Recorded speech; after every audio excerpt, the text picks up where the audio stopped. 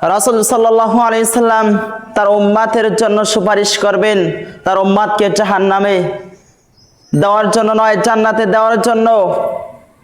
এবং কিয়ামতের দিন যেদিন রব্বে কারীম বলবেন যে তোমার উম্মতের জন্য তুমি সুপারিশ করো, রাসূল সাল্লাল্লাহু আলাইহি সাল্লাম বলবেন, হে আমার প্রতিপালক, যার অন্তরে এক সরিষা পরিমাণ ঈমান আছে তাকে আপনি জান্নাতে দাখিল করেন। রব্বে কারীম ওই ব্যক্তিকে জান্নাতে প্রবেশ করাবেন।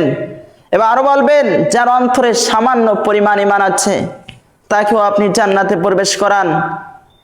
ও যুবক ভাই, যদি সামান্যতম ঈমান নিয়ে যদি প্রবেশ করতে পারি আমরা, তাহলে রাসূল সাল্লাল্লাহু আলাইহি সাল্লাম আমাদের জন্য সুপারিশ করবেন।